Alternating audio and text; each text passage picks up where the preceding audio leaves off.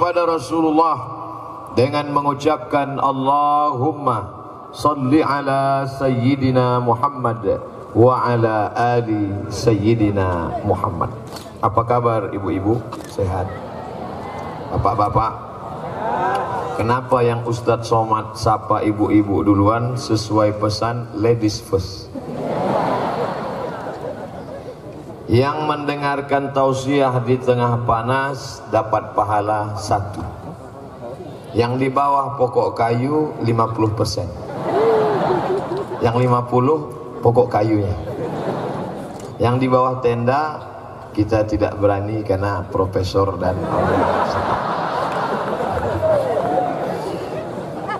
mau yang ada jabatan ataupun tidak, mau yang besar maupun yang kecil, hadirin hadirat muslimin muslimat, yang besar tak dihimbau gelar, yang kecil tak disebut nama, insya Allah kita semua dimuliakan Allah subhanahu wa ta'ala.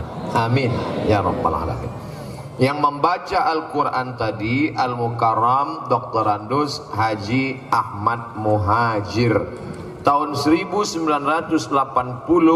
beliau juara di Makkah Al-Mukarramah. 1980 saya baru merangkak, beliau sudah juara 1. Di mana dikumpulkan kori-kori di dunia, juara internasional dunia beliau juara. Andai ada musabaqah dunia akhirat, menang juga beliau. Begitulah hebatnya. Dari mana beliau berasal? Perbaungan. Perbaungan itu di mana dulu? Kerajaan Serdang. Sekarang posisi kerajaan Serdang Sumatera Utara. Yang ceramah ini dari mana? Nama kampung halamannya Silau Laut. Posisinya di mana dulu? Kerajaan Asahan. Kerajaan Asahan dan kerajaan Serdang tunduk di bawah kerajaan Samudra Pasai Aceh. Jadi nanti jangan beritanya dipelintir, karena sekarang banyak orang yang suka melintir gara-gara cita-citanya tukang kepang rambut jadi wartawan. Akhirnya berita dipelintir. Apa bunyi beritanya? Orang Aceh tidak pandai ngaji, tidak pandai ceramah, lalu ngundang kori dan penceramah naturalisasi. Padahal kami sebagai anak-anak bangsa mengenang sejarah masa lalu, masa silam.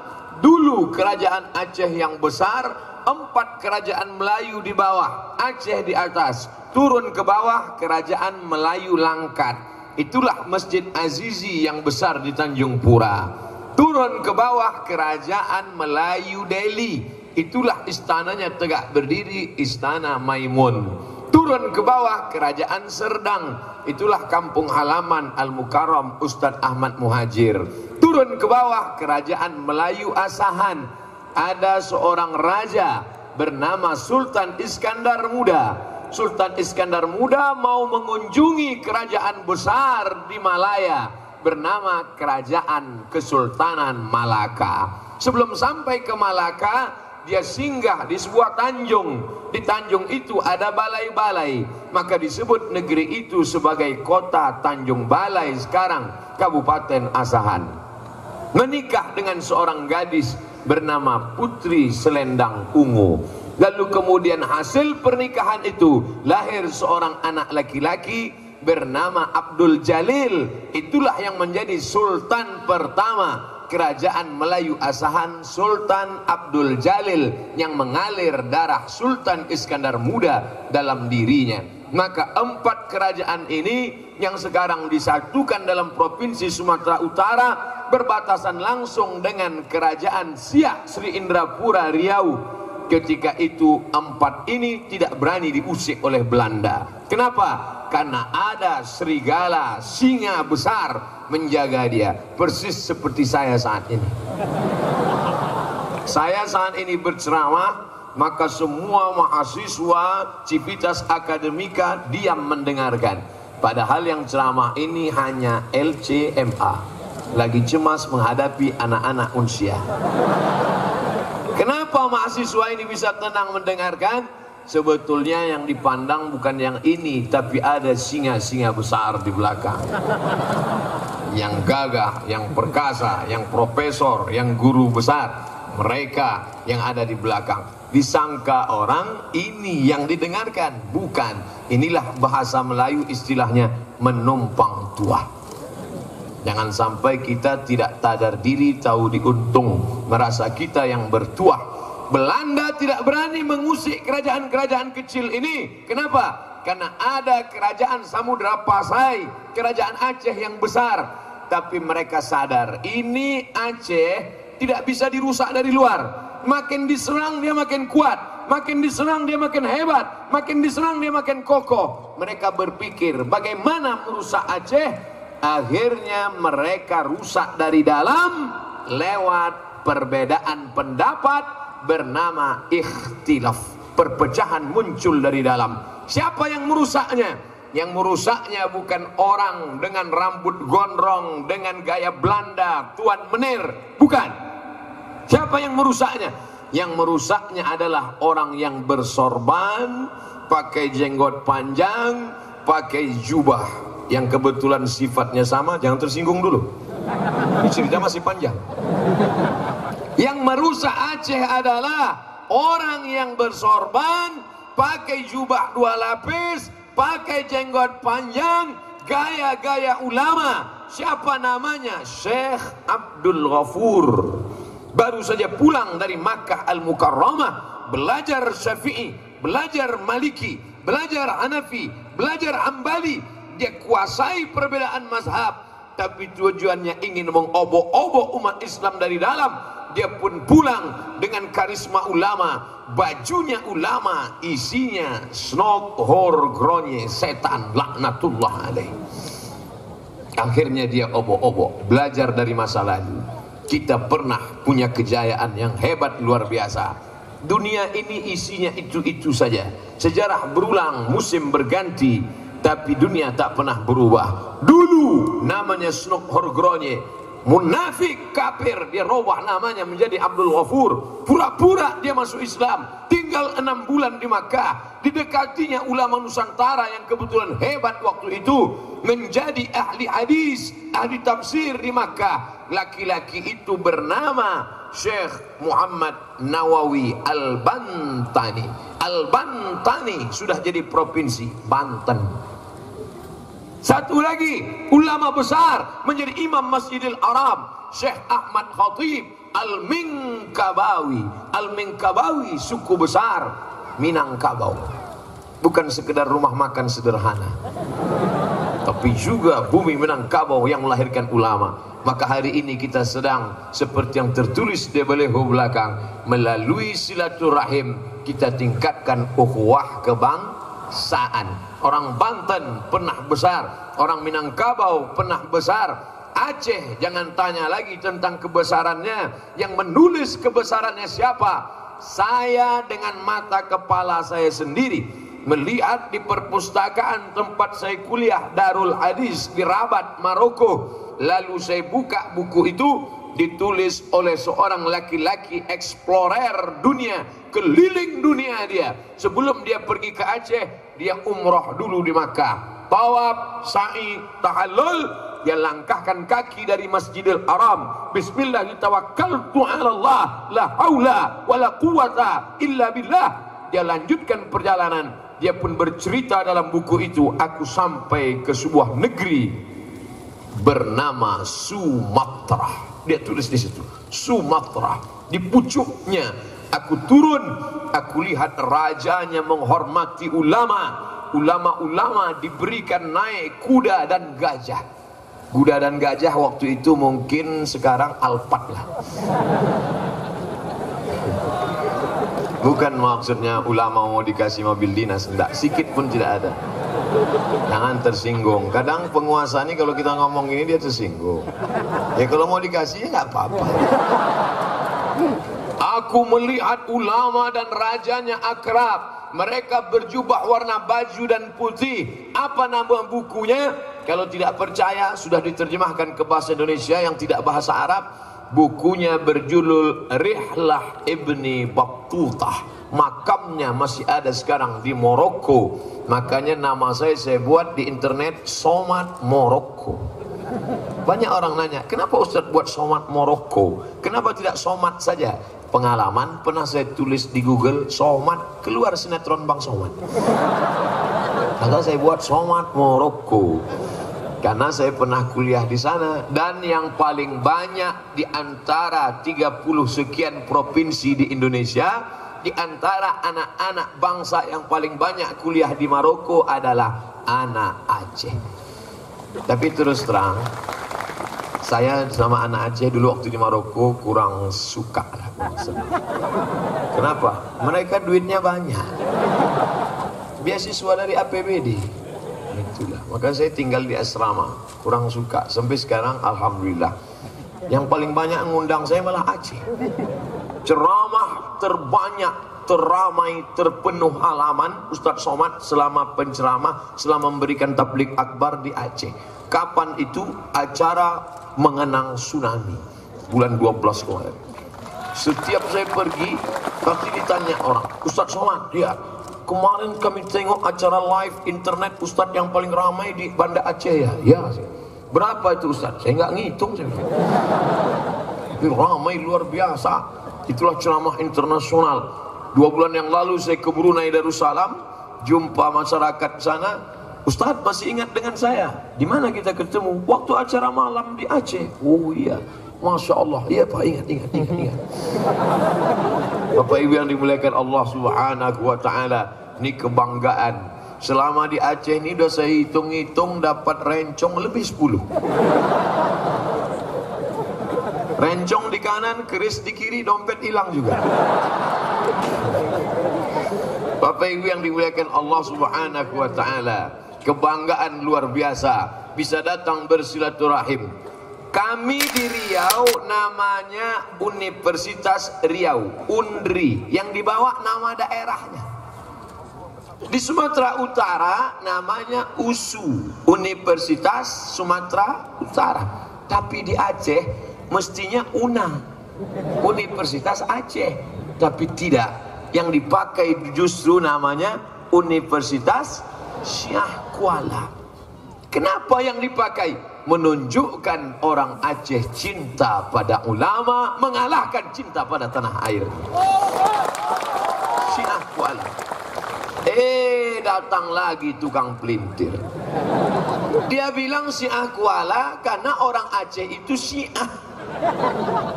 Goblok kok dipelihara. Syiah itu artinya syekh. Syekh tulisannya shin ya kha. Payah menjelaskan ini pada orang yang nggak bisa ngaji. Makanya kalau bisa ngaji, kuliahnya di Universitas Syah Kuala. Di sini ada mata pelajaran agama Islam. Syarat ngambil mata pelajaran agama Islam harus bisa baca Quran. Kalau tidak bisa baca Quran, tidak bisa ambil mata kuliah agama Islam. Kalau tidak ambil mata kuliah agama Islam yang muslim, maka tidak akan lulus, tidak akan sarjana. Maka kesimpulannya, semua sarjana dari Universitas Syah Kuala pasti bisa baca Quran. Ustaz tahu dari mana? Tadi ngobrol pas makan. Orang Aceh tidak mau sebut nama ulama, karena menyebut nama orang itu tidak hormat. Qalilul adab, tidak beradab. Al-adab fauqal ilmi, lebih tinggi adab daripada ilmu. Maka mereka tidak mau sebut nama. Siapa dia? Syekh Kotakrung. Siapa dia? Syekh. Tadi malam yang menjemput saya Abi Zahrul. Tapi kalau menyebut nama tak hormat. Makanya siapa? Abu Mudi. Siapa? Abu Fulan. Siapa? Abu Fulan. Mereka tak sebut nama. Siapa namanya? Syah Kuala. Tapi sebetulnya itu adalah nama besar Syekh Abdul Rauf As-Singkili. Dari ujung namanya kita sudah tahu dia berasal dari mana. Al-Makki, orang Makkah. Al-Makki. Orang Madinah, Al-Madani. Orang Mesir, Al-Misri. Orang Singkel, As-Singkili. Syekh Abdul Rauf As-Singkili. Mohon maaf, ini saya tidak hormat tidak sopan, tidak beradab pada ulama. Kenapa sebut namanya? Saya ingin menyebutkan ulama itu yang bergelar Syiah Kuala itu adalah Syekh Kuala, Syekh yang berada makamnya di Kuala. Ketika datang tsunami, mohon maaf, Allah menjaga sampai Ustadz Somad ini makam, sampai air itu seperti melompati makam itu, sampai seperti tak terusik Ustaz. Begitulah karomah Syekh Abdul Rauf As-Singkili. Sudah meninggal pun dia, makamnya pun dimuliakan Allah Subhanahu wa ta'ala. Begitulah hebatnya. Orangnya sudah meninggal 300 tahun yang lalu, tapi sampai hari ini namanya masih tetap kekal abadi. Masuk saya ke ruangan Pak Rektor tadi, tidak ada foto Pak Rektor saya lihat di dinding. Yang ada foto Syekh Abdul Rauf As-Singkili. Masya Allah, luar biasa. Itu ulama Syekh luar biasa. Kalau yang ceramah ini biasa di luar. Bapak Ibu yang dimuliakan Allah Subhanahu wa ta'ala. Oleh sebab itu maka kalau ada orang bertanya, di manalah negeri yang paling menghormati ulama? Bukan basa-basi, bukti nyata dan fakta. Universitas Syiah Kuala, bukan sekolah agama, bukan pondok pesantren, universitas umum yang orang belajar fisika, kimia, biologi, matematika, sejarah, tapi memakai nama ulama, ulama yang dikedepankan. Kenapa? Karena ulama pewaris para nabi, al-ulama warasatul anbiya. Ambil foto ini dari tengah. Siapa yang mau ngetes, ambil dari tengah. Lalu kemudian tunjukkan ke FB, buat pertanyaan. Di manakah acara ini? A. Pesantren, B. Pendidikan agama Islam, C. UIN. Pasti semua orang akan menjawab, ini acara di lembaga institusi Islam. Kenapa? Karena laki-laki dan perempuan dipisah. Ini perempuan, ini laki-laki. Ini bukan lembaga institusi Islam. Ini tidak bawa-bawa Islam. Ini universitas umum, tapi ajaran Islam melekat. Laki-laki dan perempuan, ada tembok Berlin di antara kita. Ada garis kuning di tengah, tapi tak ada tulisan polis lain. Tengah, laki-laki jelas, perempuan jelas. Yang di tengah ini tak jelas. Mereka adalah orang-orang yang berjasa. Ceramah Abdul Somad hari ini hilang seperti asap, menggantang asap dihembus angin, hilang. Kenapa ceramah Ustaz Abdul Somad bisa kekal abadi? Inilah karena mereka yang ada di tengah ini. Resiko mereka besar. Mereka tidak ceramah, mereka tidak tausiah, tapi resiko yang mereka terima, yang jelas kulit mereka terbakar. Dan resiko yang paling besar adalah di hari tua mereka, mata mereka sebelah. Makanya harus ganti-ganti ya. Tapi pahala mereka mengalir kekal abadi. Selama orang menonton, selama orang menyaksikan, selama orang, jangan lupa klik, like, and share. Tinggal tulis saja. Adik-adik yang mau mencari nanti di YouTube, Somad Syiah Kuala, enter, langsung dapat. Ya kalau itu keywordnya, kalau tidak, Bapak Ibu yang dimuliakan Allah Subhanahu wa ta'ala, cerita tentang Aceh masa lalu sudah selesai. Sekarang bagaimana Aceh masa depan?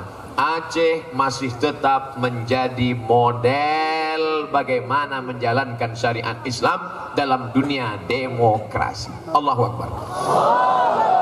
Kita tidak tinggal di kerajaan Islam, kita bukan di Saudi Arabia, kita tinggal di negara demokrasi.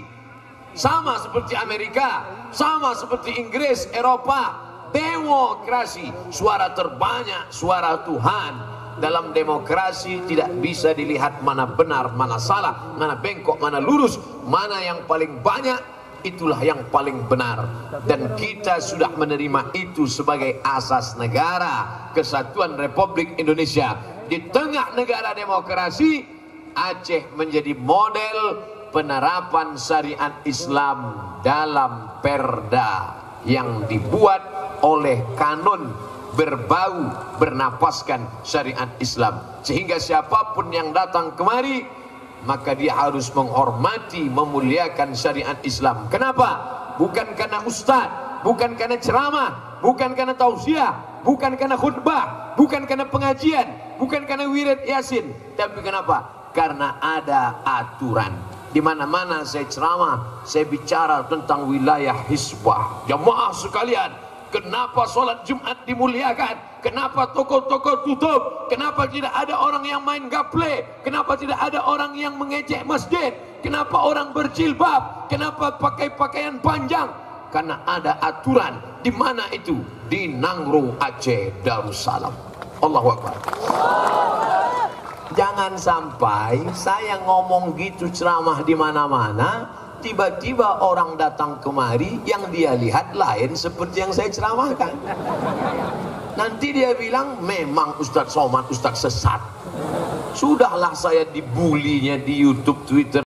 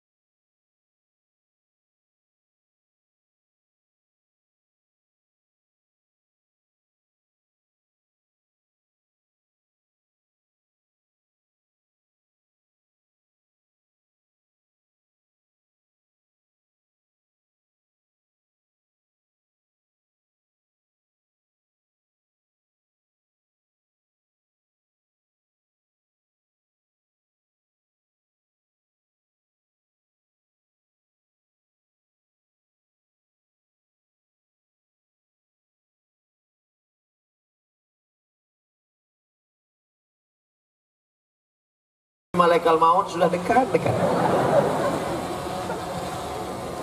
Kenapa masjid bisa ramai? Ternyata ada perda. Orang ngomong, apa ini perda ngatur-ngatur orang dengan masjid? Ini kan masalah personal. Masalah personal saya dengan Tuhan, jangan diatur-atur agama. Agama cukup ngatur 3 saja. Akikah, walimah, takziah. Ini agama apa? Ini agama Islam yang disunat. Ini agama Islam yang dikebiri. Islam mengatur manusia dari segala macam aspeknya. Kenapa gelas ini ditutup? Karena takut lalat masuk. Ketika terbuka, lalat macam tak ada tempat mendarat lain, masuk dia ke situ. Idza waqa'a dzubabu fi ina'i ahadikum, kalau lalat masuk ke tempat air minum kamu, apa yang kamu lakukan? Nabi mengajarkan kalau lalat masuk ke tempat air minum kamu, celupkan. Kalau orang dulu ikut sunnah Nabi gitu, ada lalat masuk, celupkan. Orang sekarang enggak. Begitu nampak lalat masuk, langsung keluarkan HP, foto. Oh lalat, tak adakah tempat lain untuk mendarat? Idza waqa'a dzubabu fi ina'i ahadikum, kalau lalat masuk ke tempat air minum kamu, falyumishu, celupkan.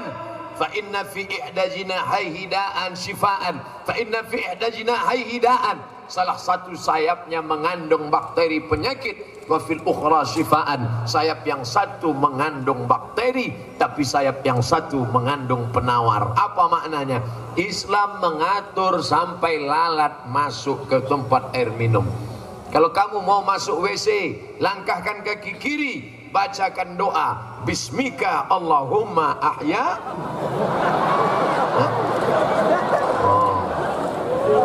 Ustadz mau ngetes aja, kira-kira jamaah masih konsen apa tidak.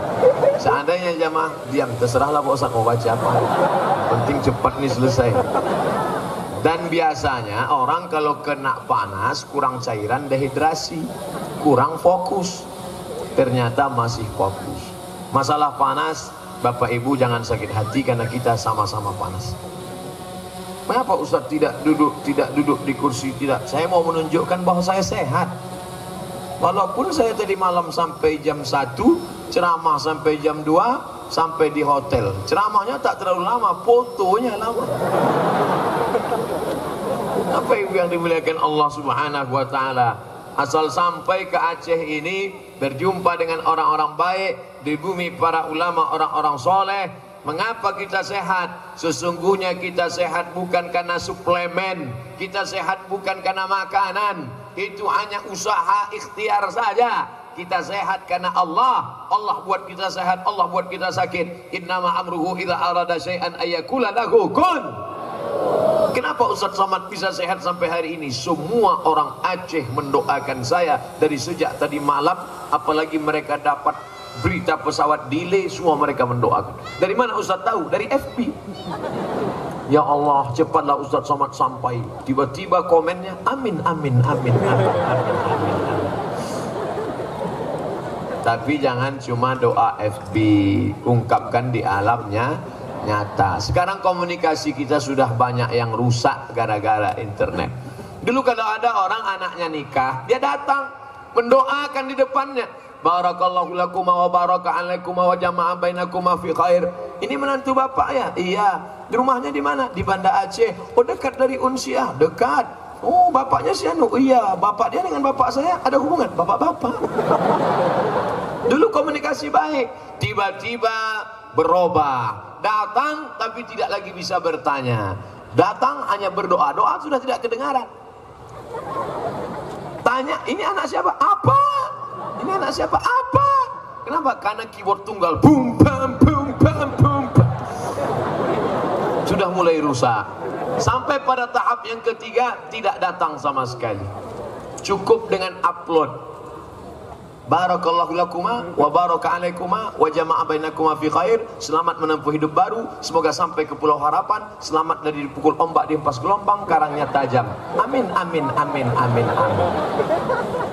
Kamu datang kemarin waktu anaknya akikah. Saya nggak bisa datang Pak. Terus cukup saya upload fotonya, selamat akikah anak, semoga jadi anak soleh dan solehah. Amin amin amin amin. Kamu datang kemarin waktu bapaknya meninggal, saya nggak bisa datang. Terus cukup saya upload saja, innalillahi wa inna ilaihi raji'un, semoga dilapangkan kuburnya. Amin amin amin amin amin. Makanya temanya dibuat silaturahim, ukhuwah kebangsaan, supaya jangan sampai rusak. Waktu akikah nggak mau datang, waktu walimah nggak mau datang, waktu takziah nggak mau datang. Khawatirnya nanti pas kita mati nggak ada yang datang. Semua cuman komen amin amin amin amin amin. Alhamdulillah saya bisa ketemu dengan Pak Rektor, bapak-bapak wakil rektor, bapak-bapak senat, guru-guru besar datang hadir, kehormatan yang luar biasa.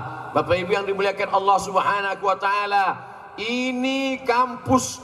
Begitu kali saya turun dari kendaraan tadi, selamat datang Ustadz Somad di kampus Jantung Hati.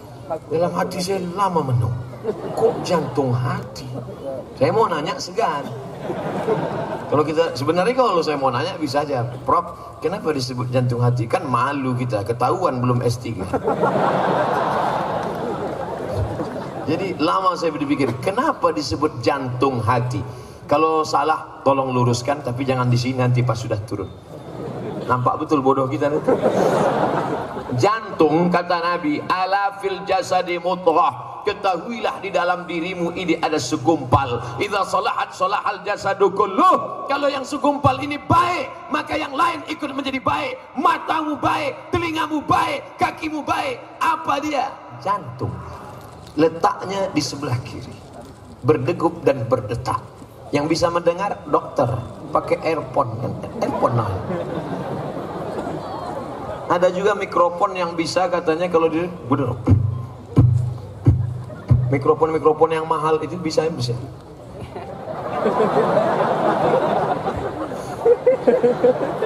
Makanya kalau sudah jantungnya bermasalah, si Anu meninggal kenapa? Sakit apa? Sakit jantung. Orang mati mendadak karena sakit jantung. Pernah nggak Bapak Ibu dengar kabar? Si Anu meninggal kenapa? Kena panu. Nggak pernah. Nah, maka ketika dikatakan kepada saya, selamat datang di kampus jantung, jantungnya Aceh adalah Unsiah. Kalau jantung ini bermasalah, maka akan bermasalah di kepala dinas, kepala kantor, kepala badan, baik yang ada kepala maupun tak ada kepala. Ini menjadi jantung. Lah, lalu kenapa disebut dengan hati? Kenapa unsiah adalah hati?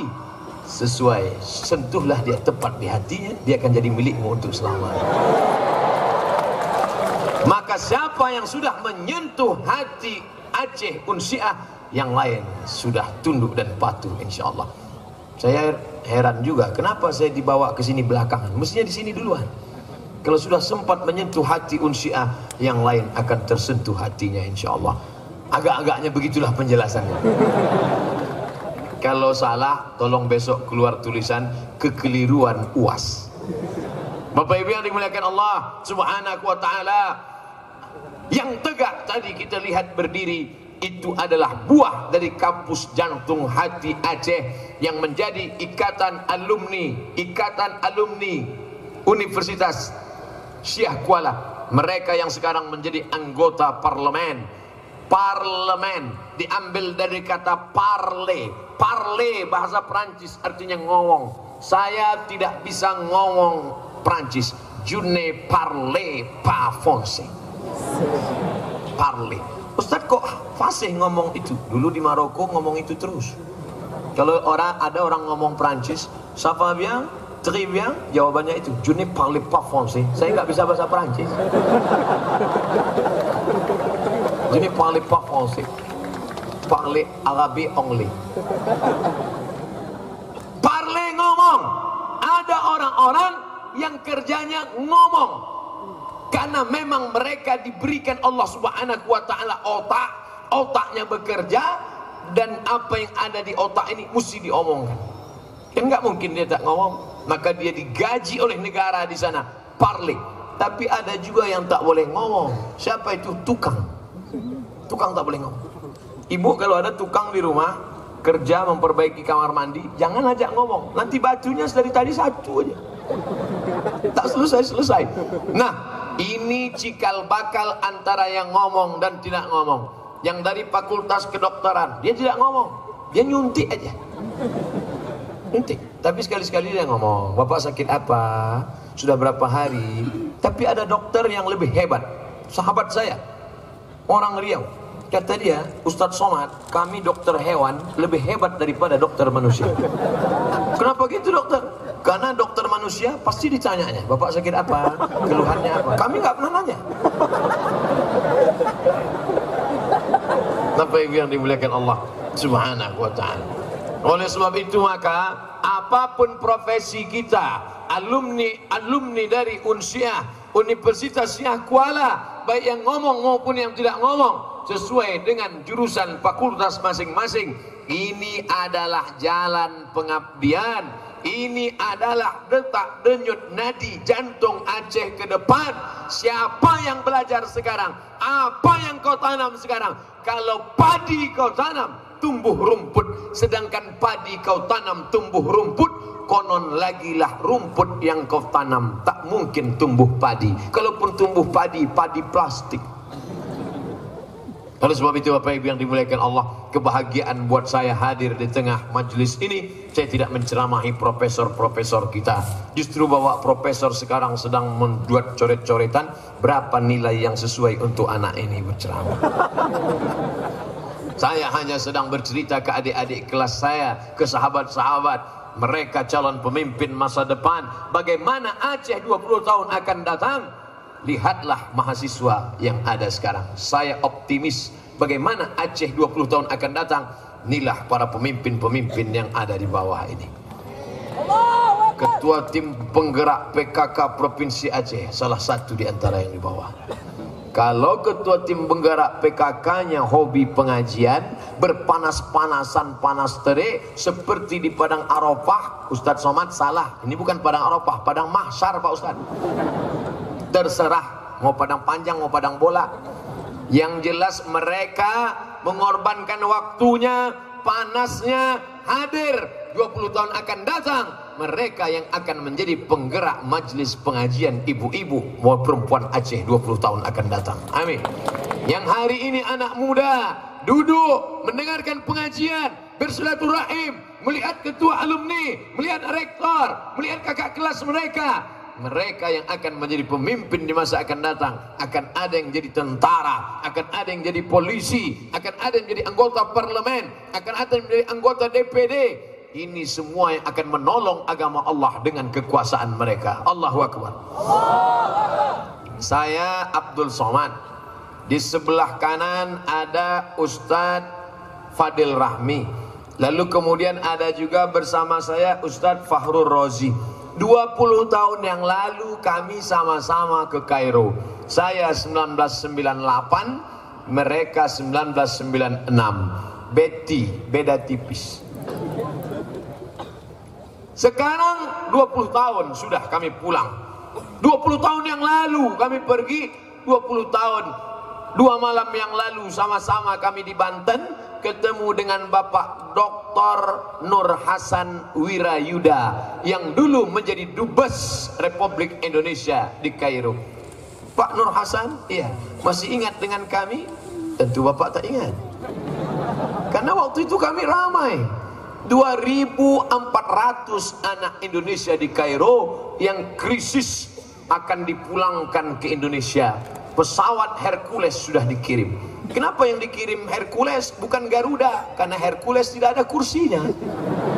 Siap-siap tegak dari Kairo. Akan membawa anak Indonesia. Tapi kemudian duta besar ini cerdas, hebat, diplomat, orang yang bisa berdiplomasi dengan bahasa Inggrisnya, dengan gaya bicaranya, dengan ilmu komunikasinya. Dia bicarakan itu kepada bangsa Mesir.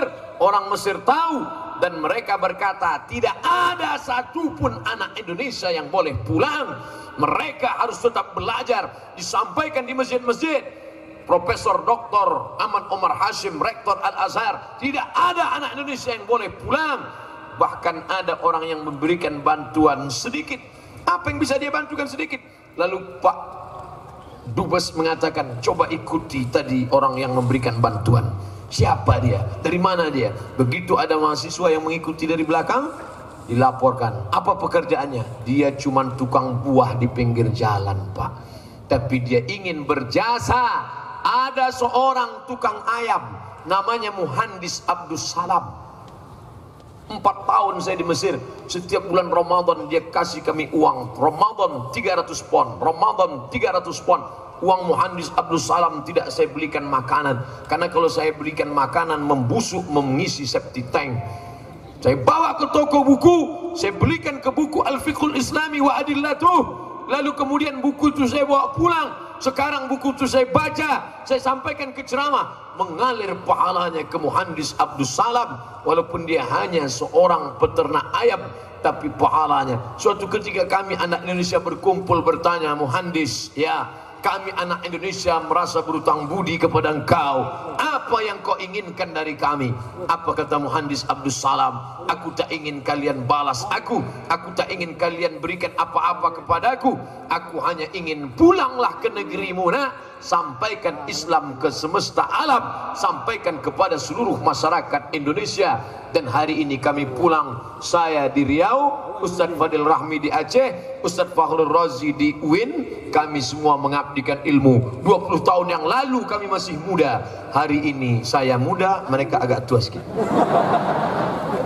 Bapak Ibu yang dimuliakan Allah Subhanahu wa taala, begitu cepat berlalu. Sahabat, kawan, 20 tahun yang lalu kita sama-sama di Kairo. Hari ini kita pulang ke kampung halaman kita masing-masing. Aku di bumi Aceh Nanggros Salam kalian undang sebagai tamu, tapi aku tidak merasa tamu. Aku adalah sahabat kalian yang dulu sama-sama kuliah. Beliau nelpon saya, Assalamualaikum. Waalaikumsalam. Sekarang dia manggil Ustadz, dulu mat aja. Assalamualaikum Ustadz, Waalaikumsalam. Saya asal saya tengok nama dia di HP, tak normal detak jantungnya. Ini pasti minta jadwal nih. Bisa ke Aceh? I am coming. saya pun datang. Alhamdulillah, ini senior, 2 kali senior. Pertama kali kakak kelas di Darul Arafah, dia angkatan 91, saya angkatan 92, 93, saya masuk 93. Di Darul Arafah senior, di Mesir senior lagi, Ustaz Fadil Rahmi. Oleh sebab itu tak berani menolak, takut kualat. Dulu orang tua ngasih tahu, kalau orang-orang tua kita jangan dilawan, nanti bisulan. Hari ini berjumpa. 20 tahun yang lalu kami masih muda, masih kuat mengejar bis di Kairo. Sekarang setelah 20 tahun berlalu, pertanyaannya, anak sudah berapa? 10 tahun akan datang, kalau kami ketemu lagi, pertanyaannya, sudah sakit apa? 10 tahun lagi kalau ketemu, pertanyaannya, makam si Anu di mana? 10 tahun lagi kalau ketemu, pertanyaannya, kau pakai pampers merek apa? Begitulah adik-adikku yang sekarang sedang kuliah di Unsiah, Universitas Syah Kuala. Sekarang kalian muda-muda belia, persis seperti 20 tahun yang lalu saat kami sama-sama kuliah. Ustaz Fadil ngirimkan foto waktu saya dan kawan-kawan baru berangkat. Ustaz Somad, tengok fotomu waktu pertama dulu. Oh iya, kami transit di Yordania. Nampak gambar saya transit di Yordania, pakai jas, pakai bloofer, pakai jaket hitam, pakai kacamata. Masya Allah, mau berangkat naik pesawat. Waktu itu di Yordan dingin, sampai di Kairo musim panas. Bapak Ibu yang dimuliakan Allah Subhanahu wa Ta'ala, yang dulu menjadi kebanggaan, yang dulu menjadi kesenangan, hari ini tak selamanya bulan purnama terang benderang.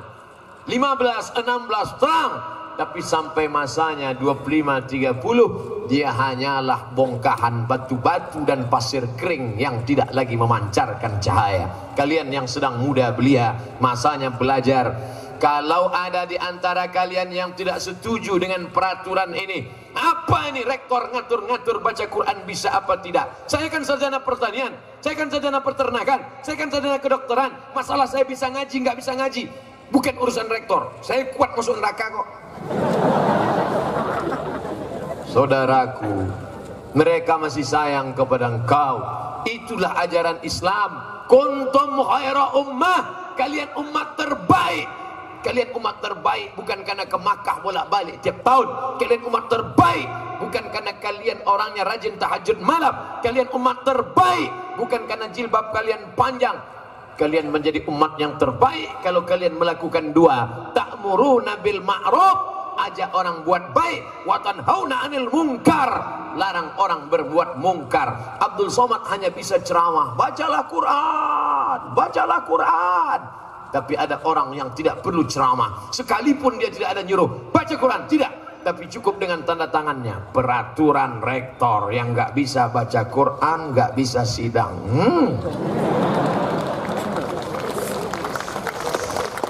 Saat itu sedang menjalankan agama melalui sebuah peraturan, dan itu lebih efektif.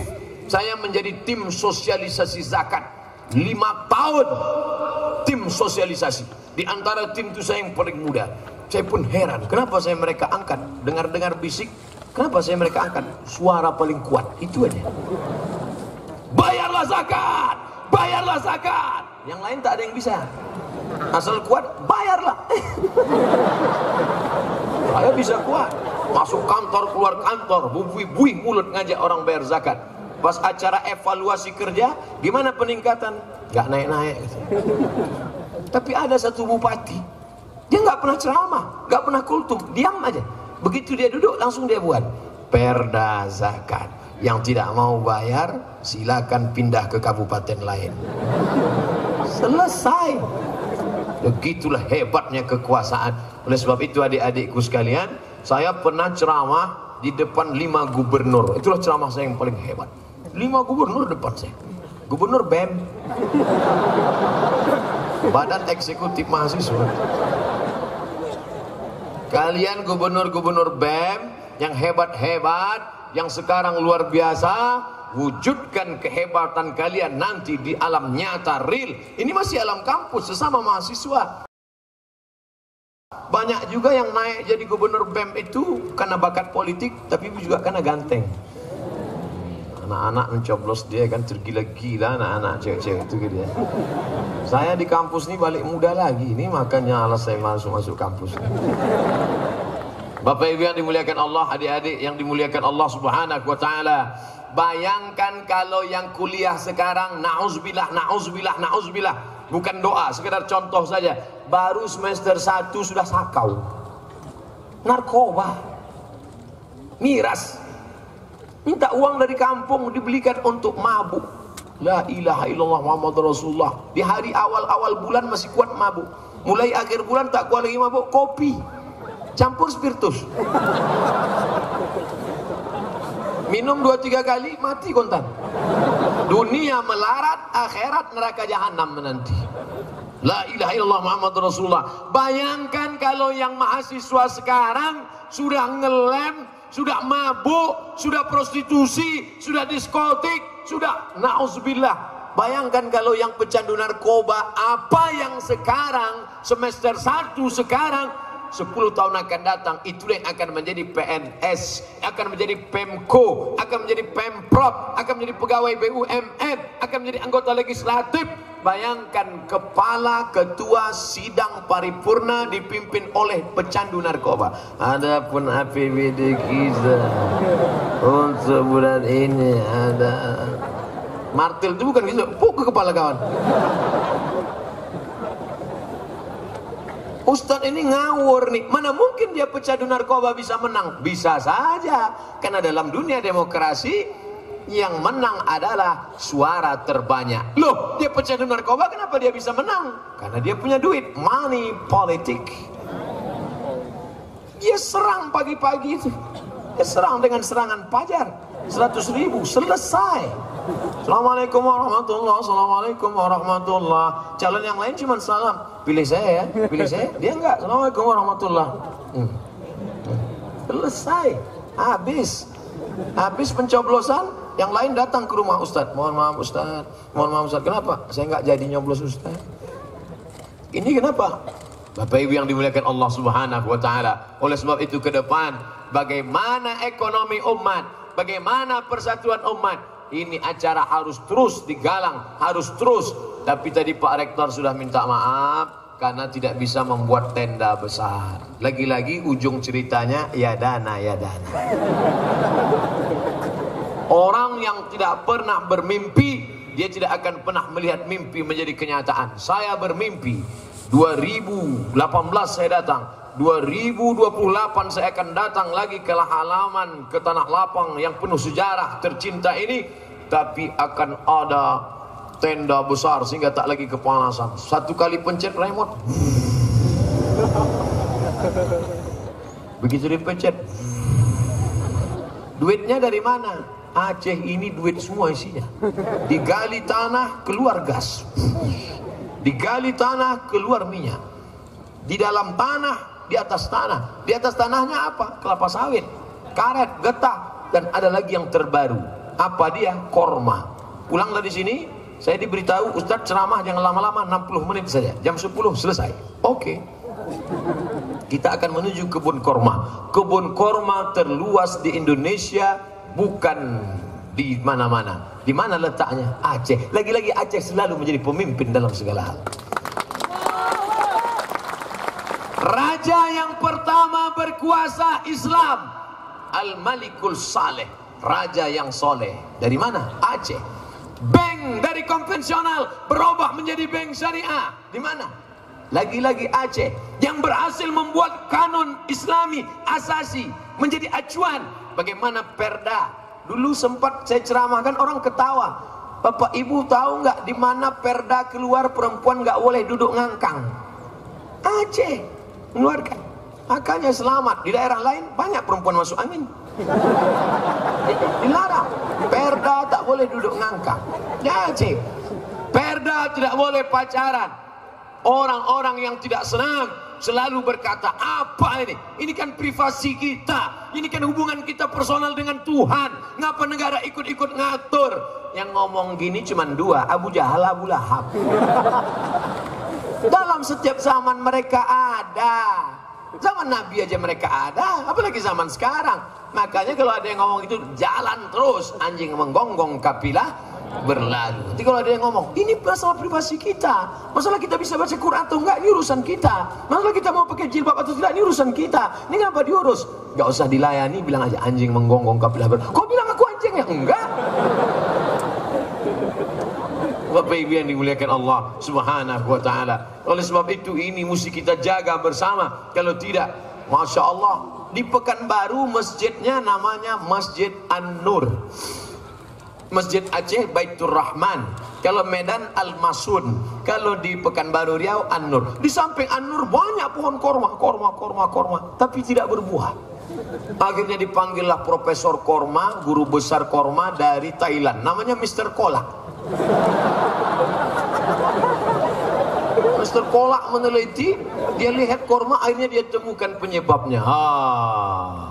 Kenapa ini tidak berbuah? Ternyata kormanya jantan semua. Itulah bukti bahwa LGBT tidak menghasilkan apa-apa. Nah, jadi belajar dari ini.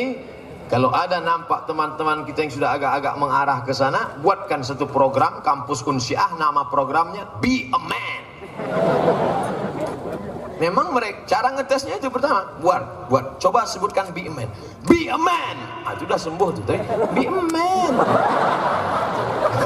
Berbakat tuh.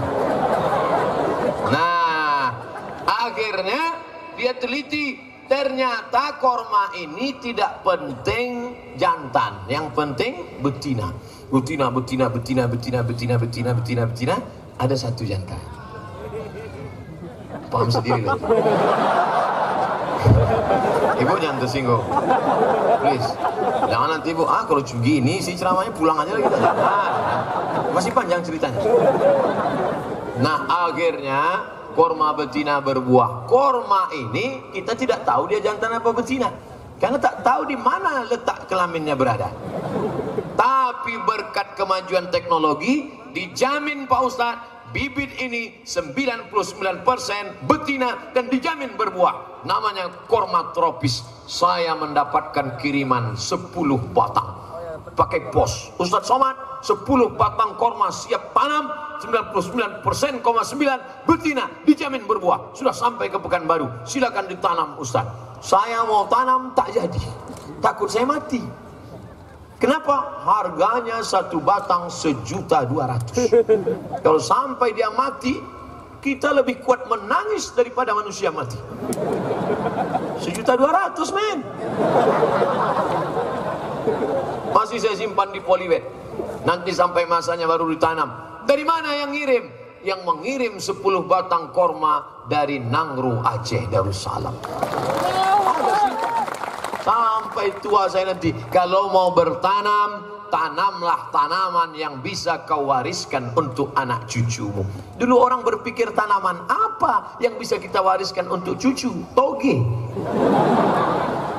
Nggak bisa. Ternyata tanaman kelapa sawit tidak sampai ke cucu karena umur sawit 25 tahun. Tapi ada tanaman yang kalau kita tanam sekarang sampai ke cucu. Apa dia? Korma. Karena umur korma 100 tahun. Bulan puasa Allah malakasumtu, makan korma. Balik haji, makan korma. Balik umroh, oleh-olehnya korma. Ketika anak baru lahir, disuapkan korma. Sunnah, namanya tahnik. Anak baru lahir, ambil korma, kunyah-kunyah, masukkan ke mulut. Nek, kenapa anak baru lahir dikasih korma? Tak usah tanya-tanya, dari sejak zaman dulu udah begitu. Rupanya anak yang baru lahir ini dari tempat yang paling nyaman di dunia, yaitu rahim. Tempat paling nyaman di dunia adalah alam rahim. Di alam rahim anak-anak Adam ayam tenteram nyaman. Walaupun ibunya di Afrika Utara, tidak pernah ada anak melompat keluar karena kepanasan. Begitu amannya dia. Tapi begitu dia keluar dari alam rahim ini, anak-anak itu banyak yang kedinginan, apalagi yang prematur, sampai bibirnya biru, sampai ngomen. Akhirnya dibuatkanlah alat pemanas untuk bayi, namanya oven. Ada kan? Nah, dimasukkan temperatur sekian derajat Celcius, masukkan bayi ke dalam, tutup. Setelah masuk perawatnya asik main HP chatting. 15 menit matang. Apa yang dimuliakan Allah Subhanahu wa taala, maka anak itu dikunyahkan korma, dimasukkan ke mulutnya supaya apa? Supaya anak itu badannya hangat. Karena dalam korma ada manis-manis dan orang bagus makan korma. Ribet jelimet makanan kita, masak nasinya, buat sambal belacannya lagi, buat gulainya lagi. Orang Arab enggak, cukup korma. Siapa yang makan korma ajwah 7 butir, maka akan selamat dari sihir dan setan. Tanam korma ajwah, pulang dari Makkah, lupa beli korma, sudah beli korma, koper hilang. Tinggal mudah, di mana beli korma? Datang ke Aceh. Kebunnya di mana? Dekat dari airport. Ustadz Somad turun di airport Sultan Iskandar Muda, hanya 5 menit sampai ke kebun korma.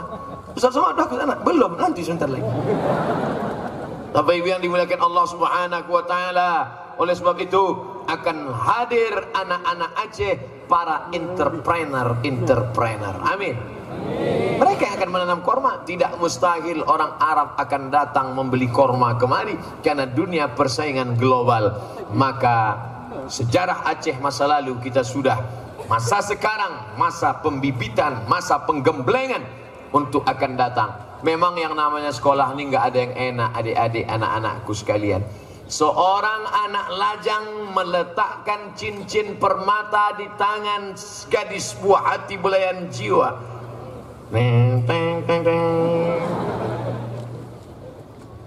Dari mana itu cincin emas? Orang melihatnya dalam etalase, apa kata dia? Mantapnya, diletakkan di mall, super hebat. Calon suami dengan pasangan calon istri melihat, adik mau beli yang mana? Yang ini aja ya bang? Iya. Tanya penjual, ini berapa pak? 300 juta. Semua ingin jadi cincin mahal dengan mutiara manikam di atas etalase mall super mahal. Tahukah kalian dari mana emas itu berasal? Dari pedalaman Kalimantan, yang saat itu bercampur di dalam sungai antara 3 yang kuning emas, kuning tanah liat, dan kuning satu lagi. Akhirnya kemudian tanah ini diambil, dimasukkan ke kuali, digoncang air, berkubang. Orang yang sedang mencari emas itu berkubang dengan tanah liat. Ketika dia berangkat pagi, masih bisa dibedakan mana orang, mana sapi. Pada saat pulang sama bentuknya. Lalu kemudian setelah digoncang, menghasilkan emas-emas, tercampak tanah liat, tercampak kotoran, nampak emas. Setelah emas itu dicampur, dibakar, dibuang karat-karat, dibuang yang kotor-kotor. Setelah itu baru dicetak, diukir, dipahat, dibakar, dipukul, diukir, dicetak, dipahat, dibakar, sampai akhirnya dia berkilau bercahaya. Semua ingin menjadi emas, tapi orang tidak pernah tahu bagaimana prosesnya. Begitulah agaknya adik-adik sekalian. Mereka tak pernah tahu kalian tinggal di rumah kos-kosan, telur ayam 1 butir dibagi 3. Pagi yang dimakan putihnya, siang kuningnya, sore tengok gambarnya suap. Orang tak pernah tahu cerita itu. Bagaimana cerita kami dulu dengan Ustadz Fadil Rahmi, dengan Ustadz Fahru Razi, dengan sahabat-sahabat waktu kuliah. Orang tak pernah tahu cerita itu. Orang cuma tahunya apa? Siapa yang ceramah nanti? Ustadz Somad. Ustadz yang mana itu? Yang Instagramnya 3,3 juta itu. Bapak Ibu yang dimuliakan Allah Subhanahu wa taala, tapi memang itulah kehidupan. Begitu juga dengan Pak Profesor, begitu juga dengan guru-guru besar kita. Kita tak pernah tahu bagaimana kehidupan mereka. Bapak-bapak kepolisian, Bapak Dandim, Bapak Kapolres, Bapak Kapolsek, pernah orang tahu bagaimana mereka tes ikut dulu, bagaimana mereka dibentak-bentak, bagaimana mereka tempeleng, bagaimana mereka ditinju perutnya. Tapi itu semua adalah proses, dan orang tidak pernah menghormati proses. Orang yang tidak ingin tahu proses, orang yang tidak menghormati proses, orang tidak akan pernah menghargai hasilnya. Betul? Makin panjang ceramah ini, makin lama saudaraku dalam penderitaan panas. Tapi ingatlah, setiap tetes buluh keringatmu akan dibalas Allah dengan kebaikan-kebaikan. faman ya'mal mithqala dzarratin khairan, sebesar biji sawi akan dibalas. Kalau sebesar biji sawi dibalas, apalagi yang sudah menetes sebesar jagung. Insyaallah. Akhirnya waktu juga dari jam 9 saya mulai, sekarang pas jam 10 itu yang sudah dituliskan. Ustadz jam 10 stop. Adapun kelanjutannya bisa dibuka dalam www.youtube.com. Ala hazihin niyah, untuk niat yang baik ini. Al-Fatihah. A'udzu billahi minasy syaithanir rajim. Bismillahirrahmanirrahim. Alhamdulillahi rabbil alamin. Ar-Rahmanir Rahim. Maliki yaumiddin. Iyyaka na'budu wa iyyaka nasta'in. Ihdinas siratal mustaqim. Siratal ladzina an'amta 'alaihim ghairil maghdubi 'alaihim waladdallin. Amin.